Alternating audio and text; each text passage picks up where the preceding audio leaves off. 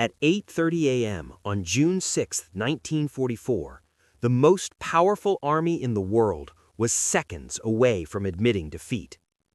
8 miles offshore, an American general stared through binoculars at Omaha Beach and saw only failure. Landing craft were burning. Bodies were drifting in the surf. Entire companies had vanished in minutes. The men he had promised an easy landing were being cut down where the water met the sand. This was not the heroic D-Day history books talk about. This was chaos. This was panic. This was the moment when evacuation was seriously considered, when the United States nearly abandoned the invasion that was supposed to end the war in Europe. German machine guns had not stopped firing since dawn. Bombs had missed their targets. Tanks had sunk into the channel. Officers were dead. Radios were silent. Plans were useless. By every military rule, Omaha Beach was already lost. What happened next was not strategy. It was not doctrine. It was not genius planning. It was a handful of men who refused to accept that this was how history would end. Men too old, too wounded, too outnumbered to matter, at least on paper. One walked with a cane. One walked straight into machine gun fire. And somehow, against logic, against experience, against everything the Germans and even the Allies believed, the Americans did not leave the beach. They took it. The plan for Omaha Beach looked perfect on paper, too perfect. By dawn on June 6, 1944, thousands of American soldiers believed the hardest part of their job was already done. They had been told the German defenses would be crushed by air power.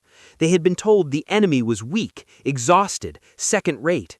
They had been told this landing would hurt, but it would not break them. Almost every one of those assumptions was wrong.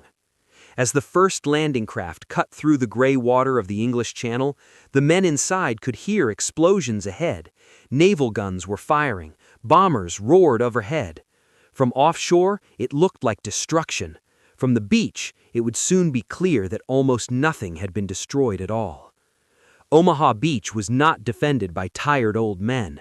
It was guarded by the German 352nd Infantry Division, younger soldiers, experienced officers, and veterans hardened on the Eastern Front. They had moved into the area quietly months earlier. Allied intelligence missed it. That single mistake would cost thousands of lives in the next few hours. The American assault depended on timing. Bombers would hit first, naval guns would follow, tanks would swim ashore, infantry would advance behind them. Everything depended on precision, but war does not care about schedules. Low clouds forced bombers to delay their release. When the bombs finally fell, they landed behind the beach instead of on it. German bunkers remained untouched, machine gun crews stayed alive, mortar teams stayed ready. The naval bombardment was brief, too brief. Some officers had warned that 40 minutes of gunfire was not enough. They were ignored. Then the tanks went in. The Sherman tanks assigned to Omaha were fitted with flotation screens, designed to let them swim to shore. In calm water, it worked. On June 6th, the channel was rough. 5-foot waves slammed into the canvas screens. One by one, the tanks disappeared beneath the surface. Crews drowned, trapped in steel coffins. Out of dozens launched, only a handful reached the beach. When the ramps dropped on the landing craft, American soldiers stepped into hell. German machine gunners had their weapons sighted directly on the waterline. They knew exactly where the ramps would fall. The moment steel doors slammed down, bullets tore through the boats. Men collapsed before their boots touched sand. Those who jumped overboard often landed in water deeper than expected. Heavy packs dragged them under, rifles filled with seawater. Some men drowned without ever seeing the enemy. Others fought their way forward only to find no craters, no cover, no protection. The beach they were supposed to cross did not exist the way planners had imagined it. Entire units vanished in minutes. One company lost nearly every man before reaching the seawall. Radios were smashed. Officers were killed. Orders stopped flowing. What remained were small groups of frightened, determined soldiers pinned down by fire they could not see and could not silence. Behind them, the tide was rising. Ahead of them, German guns ruled every inch of ground. By mid-morning, the situation was so bad that the American commander offshore began considering evacuation, pull the survivors off the beach, redirect forces elsewhere, admit failure. It was a decision no Allied general wanted to make, but Omaha Beach was pushing them toward it. And yet, something unexpected was beginning to happen in the chaos. Not coordination, not control. Defiance. Men who had never trained together began moving as one. Soldiers crawled forward not because they were ordered to, but because staying still meant death. Small groups started finding gaps the planners never mapped. The invasion plan was collapsing, but something raw and dangerous was taking its place. Omaha Beach was not being saved by strategy, it was being saved by men who refused to die quietly. By late morning, Omaha Beach no longer resembled a battlefield with a plan. It looked like a mass grave in progress. Smoke drifted low across the sand. Wounded men cried out for medics who could not reach them. Others sat frozen behind steel obstacles, staring forward, unable to move. The invasion timetable called for American troops to be miles inland by now. In reality, they had barely moved a few yards from the waterline. Every assumption had collapsed. Bombing had failed. Tanks were gone. Radios were silent. Units were scattered far from their assigned sectors. Officers who were supposed to lead assaults were dead or missing. There was no coordination, no clear command structure. According to every military rulebook, this was the moment when an operation broke completely. Offshore, the reports were grim. Casualties were catastrophic. Progress was almost non-existent. The beachhead was not forming. The idea of pulling the survivors off the beach was no longer unthinkable. It was being discussed. If Omaha failed, the entire invasion could unravel. A gap would open between American and British sectors. German armor could exploit it. D-Day itself could still be lost. On the beach, none of that mattered. The men under fire were not thinking about strategy or alliances or the future of the war. They were thinking about the next 5 seconds. Every movement meant exposure. Every decision carried the risk of instant death. Then a figure appeared, moving where no one else dared to move. Brigadier General Norman Cota was 51 years old. He was not supposed to be here, standing upright in machine gun fire. Generals were meant to command from safe positions, to coordinate, to plan. Cota did none of that. He walked. He crossed open sand while bullets cracked past him. He moved from group to group, shouting, swearing, forcing men back into motion. Cota had warned that this would happen. Before the invasion, he had argued against a daylight landing. He knew surprise mattered. He knew bombardment alone would not save them. But once the decision was made, he did not waste time complaining. He prepared for chaos, and now chaos had arrived. He found soldiers pressed against the seawall, pinned down, waiting to die. Among them were Rangers, elite troops trained for the hardest missions. Even they were stuck. Cota asked who they were. "5th Rangers," someone yelled. Cota did not hesitate. "Then get moving," he snapped. "Rangers lead the way." It was not meant to be a motto. It was a command, a demand, a refusal to accept that this beach would become a cemetery. The words cut through shock and fear. The Rangers moved. Others followed, not because a plan told them to, but because someone finally acted like forward was the only option. A Bangalore torpedo was shoved under a tangle of wire blocking the path off the beach. The explosion tore a hole through the obstacle. The first man through was killed instantly. The rest froze. For a moment, the momentum died. Cota did not stop. He stepped into the breach himself. That single act changed everything. Men followed him up the slope, not in neat formations, not by doctrine, but in small clusters fueled by adrenaline and survival. Every yard gained came at a cost, but staying on the sand guaranteed death. Elsewhere on the beach, the same pattern repeated. Sergeants took control when lieutenants were gone. Privates made decisions meant for officers. Groups formed around whoever was still standing and moving forward. This was not how the invasion was supposed to work. But it was working. German defenders began to notice something unsettling. The Americans were not retreating. They were not regrouping. They were coming anyway. Crawling, climbing, bleeding, improvising. The machine guns kept firing, but the tide of men did not stop. Omaha Beach was no longer just a disaster. It was becoming a test of will. And slowly, painfully, inch by inch, the balance began to shift. By early afternoon, the situation at Omaha Beach was balanced on a knife's edge. American soldiers had begun to claw their way off the sand in small numbers, but they were exposed, disorganized, and dangerously thin. For every position taken, German fire from the bluffs still dominated the beach below. The defenders had lost ground, but they had not lost control. Offshore, the Navy was watching the same reports pile up, and they understood something the men on the beach could not see. If the Germans were not stopped now, the fragile gains would collapse. The Americans would be pushed back into the surf. Omaha would fail. Destroyers had initially pulled away after the planned bombardment, following orders designed to avoid grounding in shallow water. Now those orders were quietly ignored. One by one, American destroyers turned back toward the shore. They closed to within 800 yards, so close that navigators could see individual German positions through binoculars. This was suicidal by naval standards. One wrong turn, one hidden sandbar, and a ship could be lost. The captains did not hesitate. From the decks of their ships, sailors watched American infantry pinned to the beach. They saw men die where they lay. They did not wait for permission. They aimed their guns directly at the bluffs and opened fire. Naval shells screamed overhead and slammed into concrete bunkers that air power had failed to destroy.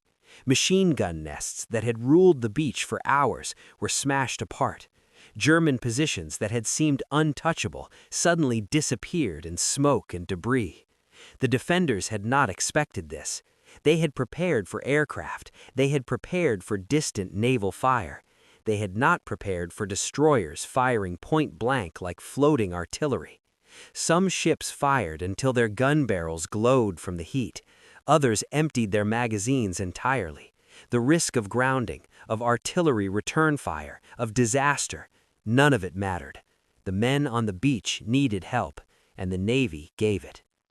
For the first time since dawn, the German fire began to weaken. Not everywhere, not all at once, but enough. American soldiers felt it immediately. Bullets still snapped overhead, but the constant paralyzing wall of fire was breaking apart. Gaps appeared, paths opened where none had existed. What had been impossible in the morning became barely possible in the afternoon. German defenders were running into a problem they had not planned for. Ammunition was running low, communication lines were shattered, units were isolated. Their carefully prepared defenses were being dismantled, not by a single overwhelming blow, but by relentless pressure that refused to stop. The Americans kept coming. On the bluffs, small groups of infantry fought their way forward, clearing bunkers from the rear, attacking positions that had only been designed to fire seaward. The German defenses had been built to kill men on the beach, not to stop men who had already passed them. Once Americans reached the high ground, the advantage shifted fast. Reports from German positions grew confused. What should have been a clean defensive victory was turning into series of desperate local fights. The defenders had done everything right. They had inflicted catastrophic casualties. By every rule of war, they should have broken the assault. It had not broken.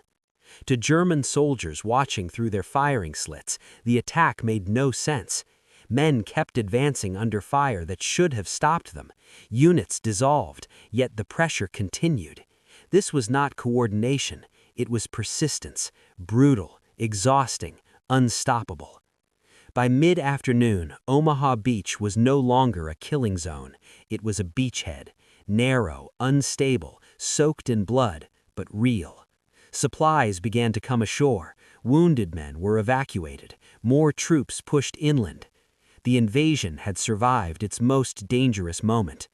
What had saved it was not flawless planning or superior firepower. It was a combination of desperate infantry, reckless naval courage, and a refusal to accept defeat when defeat made sense. Omaha Beach had not been taken cleanly. It had been taken the hard way. And the consequences of that stubborn victory were only beginning to unfold. 15 miles west of Omaha, another American landing was unfolding, and almost no one realized how close it came to disaster for an entirely different reason. Utah Beach was supposed to be the easier assignment. The defenses were lighter, the terrain was more forgiving. The planners expected fewer casualties and faster movement inland. Even that assumption went wrong. Strong currents pushed the first wave of landing craft nearly 2,000 yards south of their intended landing zone. Units came ashore in the wrong place, facing terrain they had not studied, under fire they had not expected. In most armies, this kind of mistake would have triggered confusion, delays, and frantic attempts to fix the plan. Instead, a 56-year-old general stepped onto the beach, looked around, and made one of the simplest and most important decisions of D-Day. Brigadier General Theodore Roosevelt Jr. walked with a cane. His body carried the damage of the First World War, arthritis, old wounds, chronic pain. He also carried a heart condition serious enough that Army doctors would have pulled him from combat if they had known. Roosevelt made sure they did not. He had asked repeatedly to land with the first wave. His superiors refused him twice. On the third request, submitted in writing, they relented, fully expecting he would not survive. Roosevelt understood the risk. He also understood something many commanders forgot. Soldiers fight differently when their leaders share the danger. When Roosevelt reached the beach, he immediately realized the landing had gone wrong.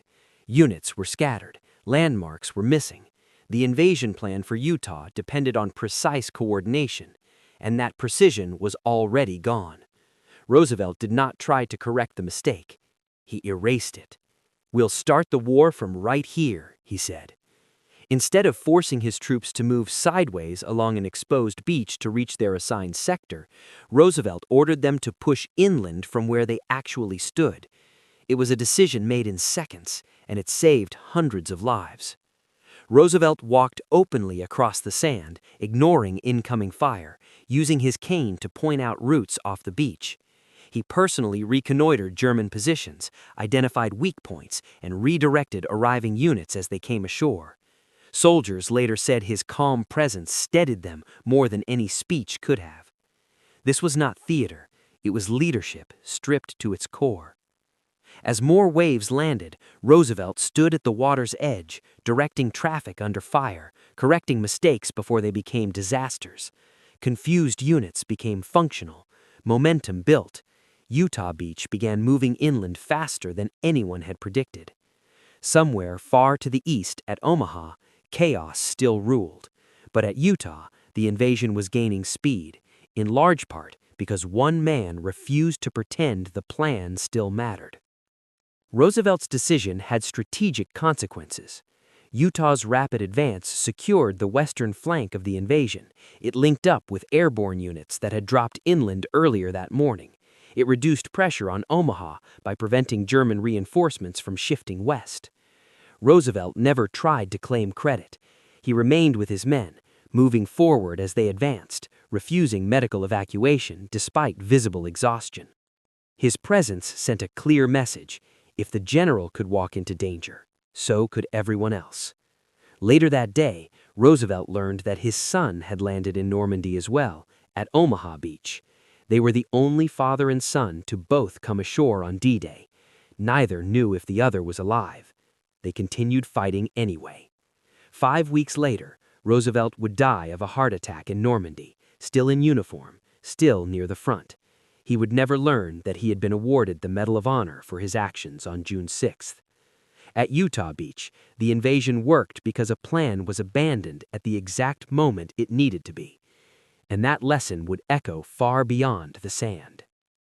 For the British command, June 6th was never just about landing troops on the beaches of France. It was a test, not only of German defenses, but of American credibility. For years, British officers had carried quiet doubts about their allies across the Atlantic. They respected American factories, American logistics, American numbers.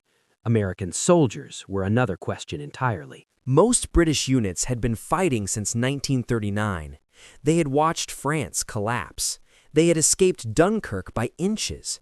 They had endured years of hard, grinding war in North Africa, Sicily, and Italy. Experience had taught them caution. It had taught them respect for German firepower. It had taught them that optimism killed men. The Americans, by contrast, arrived late and confident. To many British officers, they seemed untested, eager, well-equipped, but dangerously inexperienced. The fear was not that Americans would not fight. The fear was that they would break when plans collapsed. On Omaha Beach, the plan did not collapse. It disintegrated. By mid-morning, British observers were receiving the same reports as Bradley. American units shattered, casualties extreme, progress minimal. From a British perspective, this was confirmation of their worst expectations. No army could survive that kind of fire without pulling back. No commander could justify continuing the assault. And yet, the Americans did not leave. What the British saw over the next several hours forced a recalibration. They watched small groups of American soldiers claw their way inland without orders, without coordination, without support that doctrine demanded. They watched leadership emerge from chaos, sergeants, lieutenants, even generals exposing themselves to fire to keep momentum alive. This was not how the British Army fought. British doctrine emphasized structure, combined arms, and deliberate movement. You followed the plan because the plan was designed to minimize loss. Watching Omaha was like watching the opposite philosophy in action. Messy, costly, improvisational. But it worked. At Gold Beach, British troops advanced steadily using years of hard-earned experience. At Sword Beach, they fought off German counterattacks that threatened to split their beachhead. The British performance was professional and disciplined. The American performance at Omaha was something else entirely. It was stubborn. It was reckless. It was relentless. British officers who had expected the Americans to falter instead watched them absorb punishment that would have justified retreat and keep going anyway. They watched Green National Guard units fight like veterans by noon. They watched an army invent a new way forward because the old one no longer existed. Field Marshal Bernard Montgomery understood what this meant. Failure at Omaha would have exposed his entire left flank. German armor could have rolled into the gap between British and American sectors. The invasion might not have survived. Instead, the Americans held. Montgomery would later award the Distinguished Service Order to General Norman Cota, a rare honor for a foreign officer. It was not politics, it was acknowledgement. The British command recognized that something extraordinary had happened on Omaha Beach, and that American leadership had played a decisive role in preventing catastrophe. Privately, British diaries reflected the shift. Skepticism did not vanish overnight, but it softened. Criticism remained of American methods, of their willingness to take casualties, but the fundamental question had been answered. Could Americans fight? Yes. Could they adapt under fire? Yes. Would they quit when logic said they should? No. By nightfall on June 6th, the alliance had changed. The Americans were no longer junior partners learning the trade of war. They were equals who had proven themselves under the worst conditions imaginable. Omaha Beach did more than open a front in Europe. It rewrote the relationship between two armies. And the Germans were watching too. From the German perspective, June 6th began exactly as expected. Alarms sounded before dawn. Reports came in of airborne landings scattered across Normandy. This was not surprising. German intelligence had long predicted diversionary attacks designed to confuse and draw forces away from the real invasion that would come later at Pas-de-Calais. For many German commanders, Normandy still felt like a sideshow. The Atlantic Wall had been reinforced, beaches were mined, machine gun nests were positioned to turn sand into killing grounds. Omaha Beach, in particular, was considered nearly impregnable. The American units assigned to it were known to be inexperienced. The calculations were straightforward. Break the first wave. Shatter morale. Force withdrawal. By mid-morning, German reports were optimistic. Casualties among the attackers were catastrophic. Entire landing waves had vanished. Fire discipline was effective. The defenders had done their job. And then something began to go wrong. American soldiers did not retreat. Instead of pulling back under devastating fire, they broke apart into small groups and kept advancing. German gunners began reporting enemy troops appearing in unexpected places, behind bunkers, between strong points, on ground that should have been unreachable. This was not how a defeated army behaved. The German defense relied on predictability. Fields of fire were designed to interlock. Kill zones assumed attackers would behave rationally, advancing, halting, retreating. What they were now facing was something else entirely. Men who ignored doctrine, men who moved when movement should have been impossible. Communication began to fail. Phone lines were cut by naval fire. Radios were destroyed or overwhelmed. Orders stopped arriving. Local commanders were forced to make decisions without knowing what was happening beyond the next bunker. Some German units requested permission to counterattack. Others requested permission to withdraw. Neither request was answered quickly.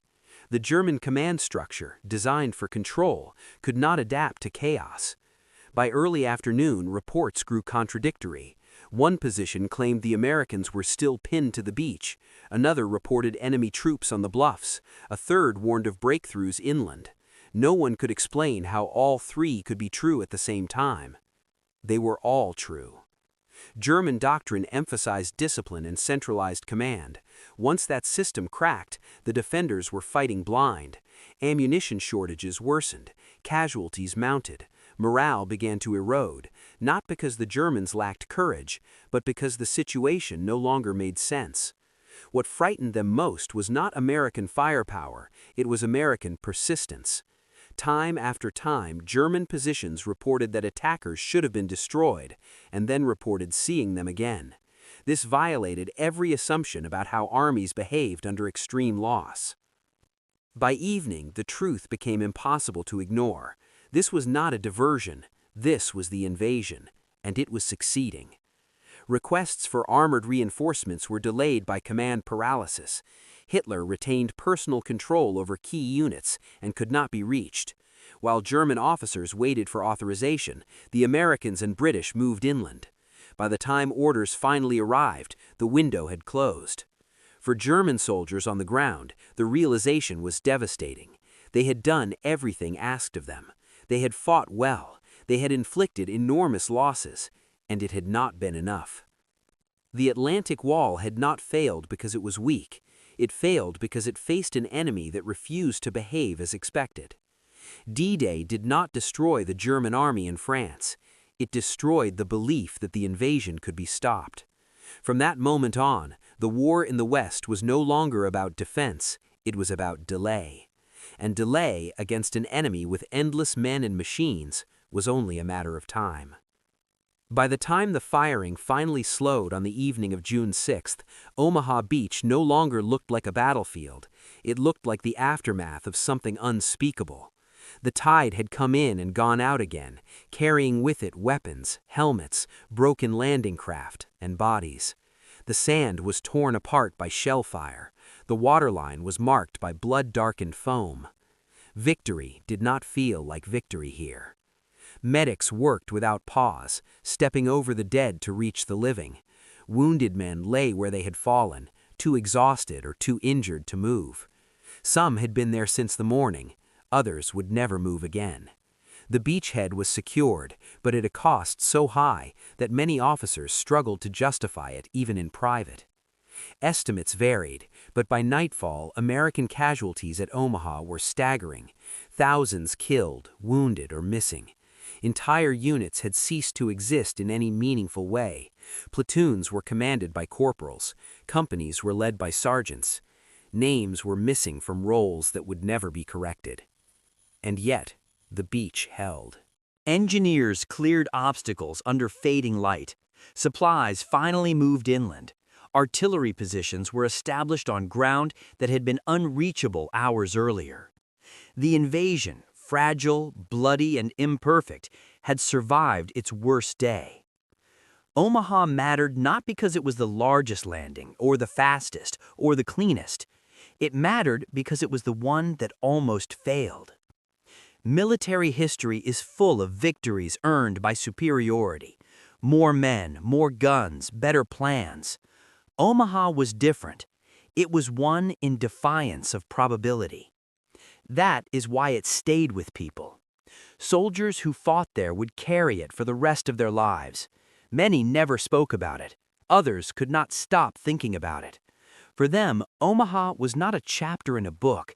It was a sound, machine gun fire that never stopped. It was a smell, salt water mixed with smoke and blood. It was the memory of doing something because stopping was worse. In the weeks that followed, as Allied forces pushed inland and the war in France began to move, Omaha faded from headlines. New battles replaced it. New losses demanded attention. But among those who had been there, a quiet understanding took hold. They knew they had been part of something that should not have worked. Historians would later debate decisions made that morning. Bombing failures, intelligence errors, command misjudgments. All of it mattered, but none of it changed the outcome. Omaha succeeded not because mistakes were avoided, but because they were endured. That endurance became the story. For the American Army, Omaha marked a turning point. It stripped away illusions and replaced them with something harder, confidence earned through suffering. It taught an entire generation of soldiers that war would not go according to plan, and that survival depended on adaptation and grit more than doctrine. For the Allies, it removed the last doubt that Western Europe could be liberated. The beachhead held, the Germans were retreating, the road to Paris had been opened, one painful mile at a time. Omaha Beach became legend not because it was glorious, but because it was honest. It showed war without polish, without certainty, without mercy. And that is why it is remembered. Because on that strip of sand, men discovered how much it could cost to move history forward, and paid it anyway. In the years after the war, Omaha Beach became quiet again. The bunkers remained, cracked and rusting, slowly swallowed by grass and time. The sea returned to its rhythm, indifferent to what it had witnessed. Tourists would come later, walking where men had once run for their lives, trying to imagine the noise, the fear, the weight of that day. Most of them could not. History turned Omaha into a symbol of courage, of sacrifice, of victory. Movies added music, books added structure. The chaos was edited into coherence. The randomness was replaced with meaning. This was necessary. People need stories that make sense.